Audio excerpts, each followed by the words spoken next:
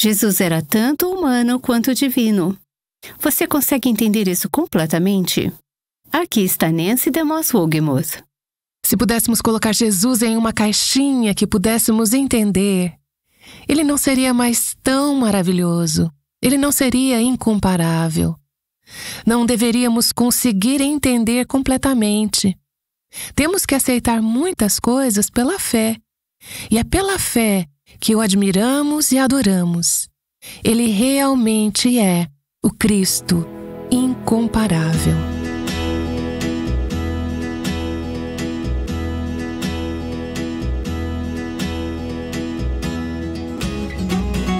Este é o Aviva Nossos Corações, com Nancy DeMoss Wogemuth, autora de Rendição, O Coração que Deus Controla, na voz de Renata Santos. Estamos na série Incomparável, onde Nancy explora várias razões pelas quais Jesus é realmente incomparável. Tem sido um estudo rico, nos conduzindo nesses 40 dias, conhecido como Quaresma, até o domingo de Páscoa. Nos primeiros séculos depois da vida de Cristo aqui na Terra, surgiram várias controvérsias dentro da Igreja sobre a pessoa e a natureza de Cristo. Quem ele realmente era? Eles estavam tentando resolver isso e queriam ter certeza de que estavam certos. No início do programa de hoje, eu gostaria de dar uma rápida aula de história da Igreja. Tudo isso aconteceu nos primeiros 3 ou 4 séculos depois da vida de Cristo aqui na Terra. Primeiro, havia um homem chamado Ário. Ele era um professor de Alexandria, no Egito, que acreditava que Cristo era um ser altamente exaltado, mas que era uma criatura criada e não o Deus eterno. Ele elevou a Cristo, mas disse que Cristo não era totalmente Deus. Essa foi uma heresia que se perpetuou de várias formas nos últimos 1600 ou 1700 anos, a heresia ariana. Depois, houve um bispo em Laodiceia chamado Apolinar. Ele não é tão conhecido hoje, mas só gostaria de dar uma ideia sobre alguns desses conceitos e como essas heresias evoluíram. Esse homem concordava que Cristo era de fato totalmente Deus. Mas ele não conseguia ver como ele poderia ser ao mesmo tempo totalmente Deus e totalmente homem. E ele ensinava que Cristo tinha um corpo humano, mas não uma mente e espírito humanos. Por fora, ele parecia um homem, tinha um corpo humano, mas por dentro ele era totalmente e apenas Deus. Ário dizia que Jesus não era totalmente Deus. Apolinar, o segundo, dizia que ele não era totalmente homem. Depois surgiu outro pregador popular e bispo em Constantinopla chamado Nestório. Ele afirmava que Jesus era totalmente Deus e totalmente homem, mas pensava que, portanto, Cristo deveria ser 2 pessoas em um corpo, uma pessoa divina e uma pessoa humana. Então ele negava a unidade das 2 naturezas em um corpo. Daí surgiu a heresia oposta, relacionada a como essas 2 naturezas, divina e humana, estavam relacionadas. Um homem chamado Eutiques, novamente um eclesiástico, um professor, negou a distinção das 2 naturezas. Ele dizia que Cristo tinha apenas uma natureza, que era uma mistura de humana e divina. Não era totalmente humana, não era totalmente divina. Era uma mistura dos 2. Em resposta a cada uma dessas heresias, os líderes da igreja se reuniram e convocaram o que eram chamados de concílios para esclarecer a verdade sobre Jesus. Quem ele era? Deus? Homem? Como tudo isso se encaixa? Certamente essa era uma tarefa difícil. Temos dificuldades em entender alguns desses conceitos porque são sobrenaturais, são mistérios, não são compreensíveis para seres humanos com mentes finitas. Mas eles voltaram às Escrituras e, sob a liderança do Espírito Santo, esclareceram essas questões. O último dos concílios que lidou com a identidade de Jesus foi convocado no ano 451 d.C. Eles se reuniram em uma cidade chamada Calcedônia, que hoje fica na Turquia, e abordaram essas várias questões e heresias. Eles chegaram ao que é conhecido como o Credo de Calcedônia, que desde então, embora não estejamos cientes ou familiarizados com ele, tem sido aceito pelas igrejas católica, protestante e ortodoxa como a posição bíblica sobre a pessoa e a encarnação de Cristo. É um documento muito importante, não é a Bíblia, mas resume o ensino bíblico em um único documento. Esse documento, o Credo de Calcedônia, pode ser resumido em 4 declarações doutrinárias importantes sobre Cristo. Vou ler essas 4 declarações. 1. Cristo é totalmente e completamente divino, totalmente Deus. 2. Cristo é totalmente e completamente humano, totalmente Deus, totalmente homem. 3. As naturezas divina e humana de Cristo são distintas, não são uma só e a mesma. 4. As naturezas divina e humana de Cristo estão completamente unidas em uma única pessoa. Isso significa que há 2 naturezas distintas, uma humana e uma divina, unidas em uma pessoa, a pessoa de Cristo. Esse conceito de que Cristo é totalmente Deus, totalmente homem, com naturezas humana e divina distintas, unidas em uma pessoa, esse conceito ficou conhecido pelos teólogos, eu vou te dar um termo técnico aqui, como a união hipostática de Cristo. Escrita exatamente como soa, união hipostática de Cristo. Não vou entrar em muitos detalhes sobre como tudo isso surgiu, mas é um dos conceitos mais profundos na teologia e um dos mais importantes. Isso é o que torna Cristo incomparável. O Cristo incomparável. O fato de que ele tem 2 naturezas distintas, uma humana, uma divina, unidas em uma pessoa. Ele não é 2 pessoas, ele é uma pessoa, totalmente Deus e totalmente homem, o Filho de Deus e o Filho do homem. Novamente, isso o torna incomparável. Não há outro Deus na história do universo que tenha se tornado um homem. E não há outro líder religioso que pudesse afirmar ser Deus. Eles poderiam afirmar ser Deus, mas não eram Deus. Jesus é o Deus homem. Temos tocado nesse tema nas últimas sessões. Temos abordado isso, mas eu quero reunir o que falamos sobre a divindade de Cristo e a humanidade de Cristo. Eu gostaria de juntar isso hoje e olhar mais a fundo para a dupla natureza de Cristo. Isso é um pouco difícil de entender. Eu reconheço que estamos entrando em um território doutrinário profundo. Mas deixe-me dizer que o objetivo de tudo isso não é simplesmente saber termos como união hipostática ou falar sobre os fundadores da igreja. O objetivo é ver a Cristo, conhecê-lo, amá-lo, ficar deslumbrada pela sua beleza. Conforme nos deslumbramos, veremos que o pecado é menos atraente e as pressões da vida são menos esmagadoras quando vemos a grandeza e a grandiosidade de quem Cristo é. Vamos à nossa pergunta de sempre quando estudamos algum conceito bíblico. Qual é o "e daí" de tudo isso? Quais são as implicações práticas? Bem, o que é realmente prático é que estamos conhecendo uma pessoa ao estudar esses pontos.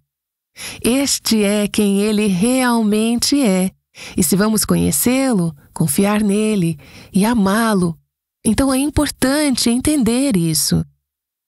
Não estou dizendo que podemos entender completamente, porque não podemos, mas precisamos concordar que é verdade. Jesus, o Deus homem. Esta é a base fundamental da doutrina cristã E como eu disse, é algo que nossas mentes finitas de forma alguma conseguem compreender ou explicar. Isso é mistério e precisamos reconhecer isso quando estamos tentando decifrar. Alguém já tentou explicar isso para uma criança de 4 anos? Como Jesus pode ser Deus e homem ao mesmo tempo? Não é nada mais fácil tentar explicar para adultos. Eu passei muitas horas nessas últimas semanas tentando pensar em como tornar isso pelo menos um pouco compreensível. Mas estamos lidando com um mistério. Estamos lidando com coisas que estão além do nosso alcance e o mundo secular vê isso como uma fuga. Eles dizem que, se não podemos explicar, então não pode ser verdade. Mas o fato é que, se pudéssemos entender isso, se pudéssemos colocar Jesus em nossa caixinha, que pudéssemos entender, então ele não seria mais tão maravilhoso, ele não seria incomparável. Não deveríamos conseguir entender completamente. Temos que aceitar muitas coisas pela fé, e é pela fé que o admiramos e adoramos. Ele realmente é o Cristo incomparável. O conceito de Cristo ter 2 naturezas em uma pessoa é afirmado tanto no Antigo quanto no Novo Testamento. Vamos olhar primeiro para o Antigo Testamento. Por exemplo, em Isaías 9:6, temos o que é para muitos de nós uma profecia familiar do Antigo Testamento sobre o Messias. Porque um menino nos nasceu, um filho se nos deu. Aqui vemos uma menção sutil, 700 anos antes de Cristo nascer, ao fato de que ele seria uma pessoa. Está falando de uma pessoa. Não são 2 pessoas diferentes, uma criança e um filho. É uma pessoa, mas com 2 naturezas. Um menino nasceu. Fala de qual natureza? Da sua humanidade. Um filho se nos deu, do céu. Fala de qual natureza? Da sua divindade, o fato de que ele é Deus. Um menino nasceu da Virgem Maria, um filho foi dado. Este é o presente de Deus do céu. Essa é a sua divindade. Vemos esse mesmo conceito, 2 naturezas, uma pessoa, em Gálatas 4:4. Mas, quando chegou a plenitude do tempo, que é o tempo que celebramos o Natal, Deus enviou seu Filho, aquele de quem falava Isaías 9. Ele enviou seu Filho, nascido de mulher, 2 naturezas. Filho de Deus, ele é Deus. Ele é igual ou da mesma substância que Deus. E nascido de uma mulher, sua divindade e sua humanidade. Já olhamos para essas 2 naturezas separadamente antes. Agora, estamos vendo a natureza dupla de Cristo ao mesmo tempo. Vemos esse conceito, as 2 naturezas, em uma pessoa, celebrada em muitos dos nossos grandes hinos. Por exemplo, um dos hinos mais antigos que cantamos e um dos primeiros cânticos de Natal já escritos, Vem, tão esperado Jesus. A versão em inglês tem essa frase, nascido como criança e ainda assim rei. As 2 naturezas em uma pessoa, nascido como criança e ainda assim rei. Esse conceito de 2 naturezas, uma pessoa, é afirmado em muitas das grandes confissões e credos da nossa fé. Por exemplo, a Confissão Belga, escrita em 1561, diz: Confessamos que ele é Deus verdadeiro e homem verdadeiro. Deus verdadeiro pelo seu poder de vencer a morte e homem verdadeiro para que ele pudesse morrer por nós. 2 naturezas, uma pessoa. Jesus sempre foi o Filho divino de Deus. Ele sempre foi igual a Deus. Ele sempre foi da mesma substância que o Pai. Antes que o tempo existisse, na eternidade passada, e falamos sobre isso anteriormente nesta série quando discutimos a pré-existência de Cristo, antes que o tempo existisse, antes da eternidade começar, antes de ele vir a esta terra, ele sempre foi o Filho divino de Deus. Mas, quando ele foi concebido pelo Espírito Santo no ventre da Virgem Maria, ele assumiu uma segunda natureza, uma natureza humana. E ele fez isso, não me peça para explicar, eu estou apenas dizendo, ele fez isso sem de forma alguma diminuir sua divindade. Ele adicionou a natureza humana à sua natureza divina, que ele já tinha desde sempre.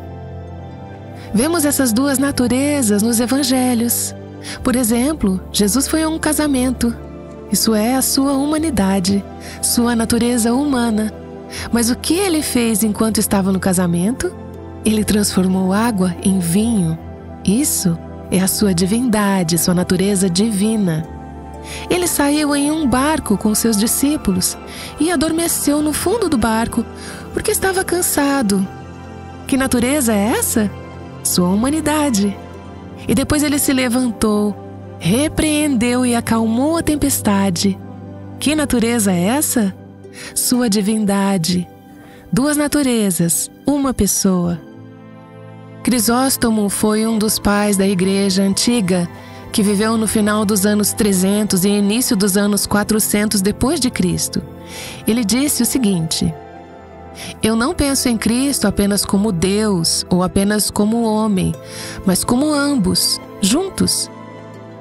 Pois eu sei que ele estava com fome, mas eu também sei que com 5 pães ele alimentou 5.000, humanidade e divindade. Eu sei que ele estava com sede e ainda assim ele transformou água em vinho. Eu sei que ele foi carregado em um barco e ainda assim ele andou sobre o mar. Eu sei que ele morreu e ainda assim ele mesmo ressuscitou os mortos. Eu sei que ele foi levado diante de Pilatos e eu sei que ele está sentado com o Pai em seu trono. Eu sei que ele foi adorado pelos anjos e ainda assim foi apedrejado pelos judeus. Alguns desses eu atribuo à natureza humana, outros à natureza divina. Pois por isso, ele é chamado de Deus e homem. É importante perceber que a dupla natureza de Cristo não é temporária, mas permanente. Ele ainda é o Deus, homem, e será para sempre. Hoje, ele está entronizado no céu, em seu corpo ressurreto e glorificado. As marcas dos cravos em suas mãos e as marcas da lança em seu lado ainda são visíveis nesse corpo glorificado. E o que ele faz com essa natureza humana, o Deus homem?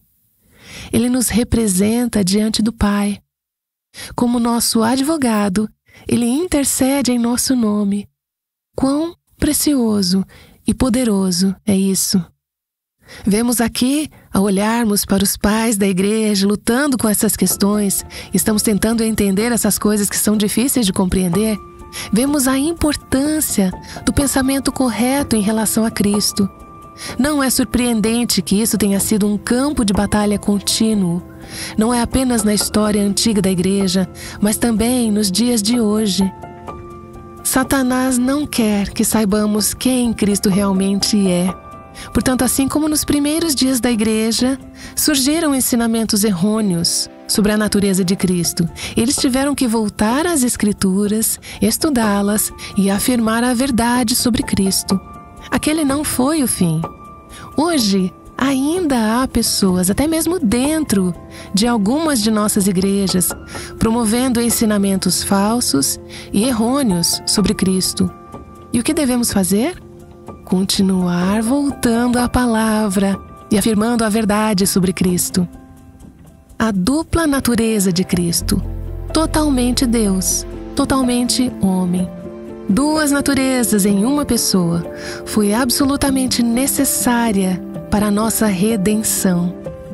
Isso não é apenas discutir mistérios teológicos.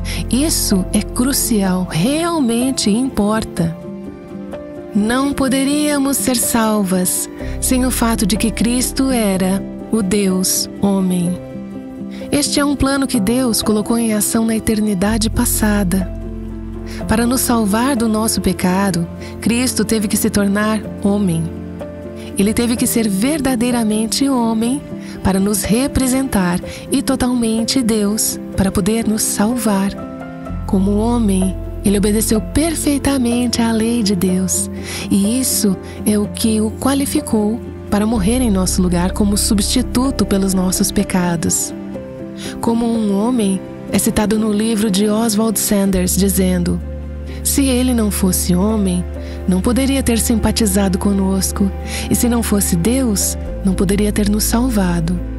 Ele teve que ser tanto Deus quanto homem. Precisamos de um Salvador. E para que ele pudesse ser nosso Salvador, teria que ser como nós, não apenas Deus, em um corpo humano, mas alguém completamente humano. No entanto, era necessário que ele também fosse diferente de nós, pois somente um sacrifício perfeito seria aceitável. Dá para entender? Ele precisava ser como nós, mas não poderia ser exatamente como nós. Caso contrário, teria que morrer por seus próprios pecados. A humanidade de Cristo significa que Ele está disposto a nos salvar. Porém, se Ele fosse 100% apenas homem, não teria o poder para nos salvar. Sua natureza divina significa que Ele tem o poder para nos salvar. Como Ele é o Deus homem, não apenas deseja nos salvar, mas também é plenamente capaz de fazê-lo. Louvado seja o Senhor! E deixe-me te dar uma notícia ainda melhor. Ele fez isso. Ele se tornou o Deus homem por nós. Lembra daquele versículo que eu li antes, Isaías 9:6? Um menino nos nasceu, um filho se nos deu. Que demonstração incrível do amor maravilhoso de Deus! Sem nunca deixar de ser totalmente Deus, sem abrir mão de nenhuma de suas qualidades divinas, Jesus assumiu, vestiu-se com a nossa natureza humana para que pudesse nos reconciliar com Deus. E se isso não tocar o seu coração, nada mais vai tocar. Eu sei que algumas pessoas talvez estejam ouvindo esse conceito pela primeira vez e devem estar confusas sobre isso, tentando entender. Podem achar que isso é algo muito profundo, e eu diria: aprofunde-se nisso. É uma verdade imensa. Vale a pena mergulhar a fundo. Mas aqui está a minha preocupação. Para muitas de nós, que já estamos bastante familiarizadas com isso, o problema é que perdemos o encanto. Esquecemos o quão incrível isso é.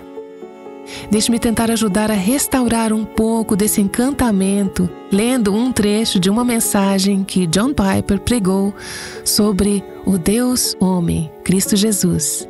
Ele diz: a união da divindade e humanidade de Cristo em uma pessoa faz com que tenhamos tudo o que precisamos no mesmo Salvador.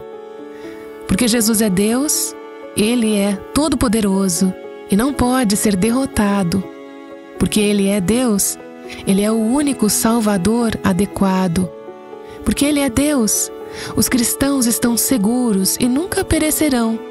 Temos segurança. Porque Ele é Deus, podemos ter confiança de que Ele nos capacitará para a tarefa que nos comissiona. E porque Ele é Deus, todas as pessoas serão responsabilizadas por Ele quando Ele retornar para julgar o mundo. Porque Jesus é homem, Ele experimentou as mesmas coisas que nós. Porque Ele é homem, pode se identificar conosco de maneira mais íntima. Porque Ele é homem, pode nos ajudar, como nosso sumo sacerdote compassivo, quando chegamos ao limite das nossas fraquezas humanas. Porque Ele é homem, podemos nos relacionar com Ele. Ele não está distante e desinteressado. Porque Ele é homem, não podemos reclamar que Deus não sabe pelo que estamos passando. Ele experimentou isso na pele.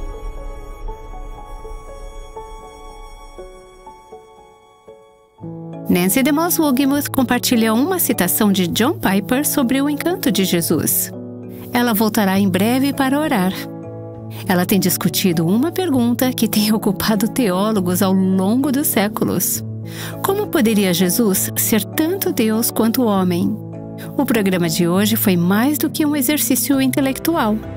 Ao refletirmos sobre nosso Messias, que é verdadeiramente humano e verdadeiramente divino, fomos chamadas à adoração. Esperamos que esta série esteja te fortalecendo na fé e aumentando seu amor pelo nosso incrível Salvador, Jesus, o incomparável. E esses ensinamentos só são possíveis devido à generosidade de ouvintes como você. O Aviva Nossos Corações é um ministério sustentado por doações de homens e mulheres ao redor do Brasil e do mundo, que têm o desejo de ver o reino de Jesus alcançando, salvando e libertando mais e mais mulheres, desfrutando da liberdade, plenitude e abundância em Cristo. Visite nosso site avivanossoscorações.com para fazer sua doação. A ausência de pecado em Cristo é crucial para a sua salvação. Por quê? Descubra no próximo podcast, quando Nancy explicará a singularidade de Cristo. Ela está de volta para orar e concluir a mensagem de hoje sobre Cristo como verdadeiramente Deus e verdadeiramente homem. Estamos em terreno sagrado, Pai. Te agradeço por Cristo, o Cristo incomparável, totalmente Deus, totalmente homem, duas naturezas em uma pessoa. Não apenas disposto a nos salvar, porque Ele é homem, mas capaz de nos salvar do nosso pecado, porque Ele é Deus. Eu oro em nome de Jesus. Amém. O Aviva Nossos Corações é o ministério em língua portuguesa do Revive Our Hearts com Nancy DeMoss Wogemuth, chamando as mulheres à liberdade, à plenitude e à abundância em Cristo.